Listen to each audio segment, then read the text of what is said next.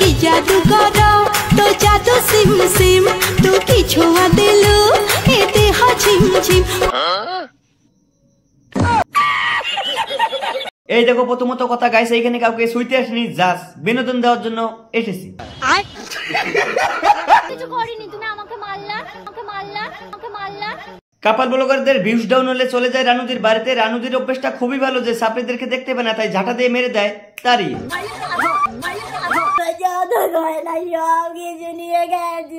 আরে বৌদি নেকামিটা একটু বন্ধ করো, কেবলই তো শুরু, পিকচার আবি বাকি। হ্যালো বন্ধুরা, আমি দুষ্টু আর আমি দিবাকর। এ দুষ্টু এ দেবাকর, এদের জন্য আজকে রেডি রেখেছি একদম আসলা বাস।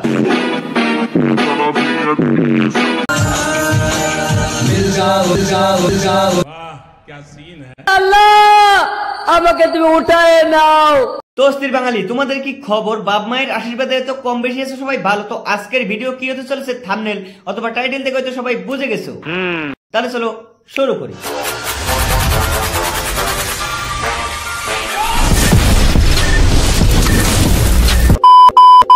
আমার শাশুড়ি মার আমার মধ্যে কি হয়েছে যে কিচ্ছু নেই গাইস, চ্যানেলের ভিউজ ডাউন তো তাই শাশুড়ি মাকে নিয়ে না, মানে আমার না, তার শাশুড়ি মাকে নিয়ে ফুল মোটিভেশনে কন্টেন্ট দিচ্ছে। তাহলে তুই যে শাশুড়ি মাকে নিজের মায়ের থেকেও বেশি ভালোবাসলাম, সেই শাশুড়ি মা এখন আমাকে আর পছন্দ করে না।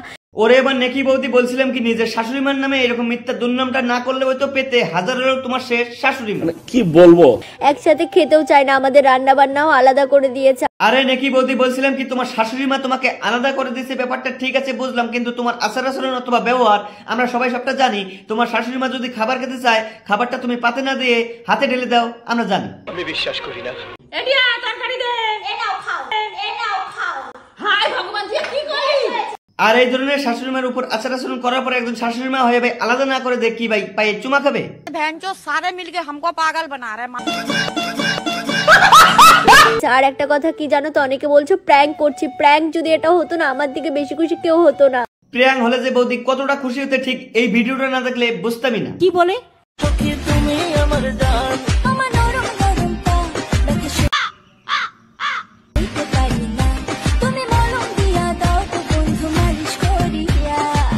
বৌদি আলাদা হওয়ার পরে তার বন্ধুকে ডেকে ভাই মলম দিয়ে মালিশ করে নিতে চাচ্ছে না, মানে আমি হলে তো ডাইরেক্ট তেল দিয়ে মারতাম। কি বলছিস? না মানে মালিশ।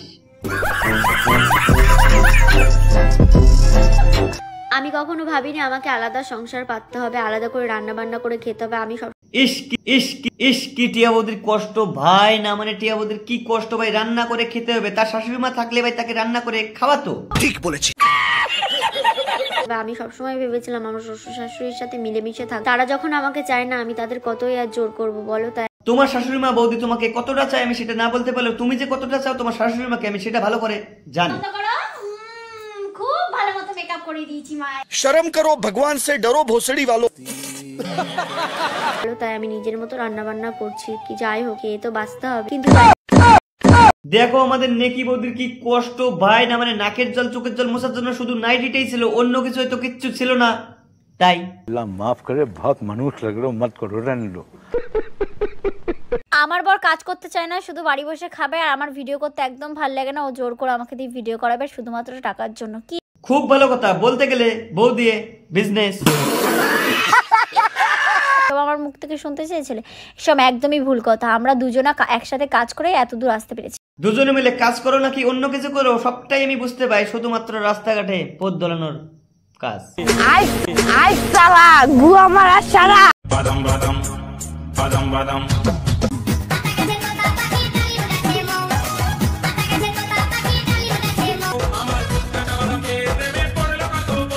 বাদাম ঠিকই খাওয়াবো, জানি না কপালে বউ আছে কিনা আমার। দুই চাপড়িকে রানু মন্ডলের সঙ্গে পথ দোলানো দেখলাম, দুর্ভাগ্য সেটাই গাইস আমার। এ আল্লাহ, আমাকে তুমি উঠায় নাও। বছরের শিবযাত্রী এলে সবাই শিবের মাথায় দুধ ঢালে, আমি সেই ব্যাপারটা জানতাম, কিন্তু বাংলা সোশ্যাল মিডিয়াতে দেখতে পাচ্ছি অনেক কাপালরা তার বরের মাথায় দুধ ঢালছে।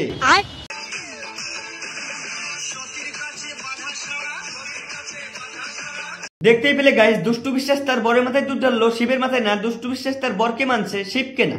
कोई बात नहीं। কপালে তার কুসুম ধরা বলে লাভ নাই, পিছন মেরে যে দেয় কোনদিন শিব এদের এটা নিজেও বুঝবে না। খালি পোঁদ মারাত্তা। মাঝে মাঝে বরকেও খুশি করা দরকার, কেন জানো? ওরা কিন্তু মুখ ফুটে কিছু বলতে পারে। মুখ ফুটে কিছু বলতে পারে না দিদি, ঠিক আছে, কিন্তু রাতে কিন্তু খাটে গুদ। আমরা কেন ভাদ্র মাসে বিয়ে করলাম? ভাদ্র মাসে কেন বিয়ে করলে দিদি আমরা কিভাবে বলবো? অ্যাকচুয়ালি তো ভাদ্র মাসটা হলো কুত্তাদের। তো হ্যালো বন্ধুরা, আমি দুষ্টু আর আমি দিবাকর। ভিডিওর ফার্স্টেই বলেছিলাম তোদের দেব আসল আবাস, কি দিয়েছি তো? हम करे तो करे क्या, बोले तो बोले। তো এখন আমরা রানুদির বাড়িতে আছি। আর তোরা অ্যাকচুয়ালি ছাপরি, সেই কারণে রানু মন্ডলের বাড়িতে গেছিস, না হলে গেতি না। কেসটা তুমি ধরেই ফেলেছো। এই যে রানুদি, আর রানুদি এখন আমাকে একটা গান শোনাবে। তবে দিদি তুমি গান শুনতে ভুল জায়গায় চলে গেছো। রানু মন্ডলের মুখ থেকে গান শুনতে চাইলে রানু মন্ডল গান শোনায় না, ঝাঁটাপিটা করে, ঠিক এইভাবে।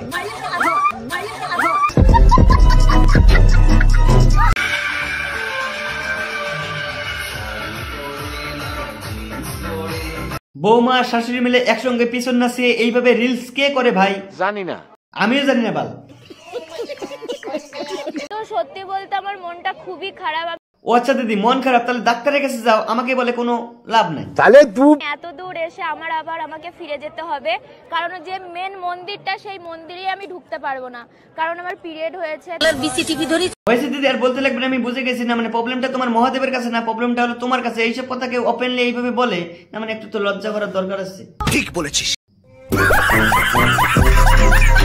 তো গাইস, আজকের ভিডিওটা এই পর্যন্ত শেষ করছি। ভিডিওটাকে পার্সোনাল ভাবে নেবেন না, কাউকে অ্যাটাক করার জন্য ভিডিওটা বানানো হয়নি, জাস্ট বিনোদনের জন্য বানানো হয়েছে। দেখো, সবকিছু মজা নাও আর সবকিছু বলে যাও। তো আজকের ভিডিওটা কেমন হয়েছে অবশ্যই কমেন্ট করে জানাবেন। আর যদি ভালো লেগে থাকে লাইক, শেয়ার আর সাবস্ক্রাইব করতে বলবেন না। বেল আইকনটা দিয়ে পাশে থাকো নেক্সট ভিডিও দেখার জন্য। চলো, বাই।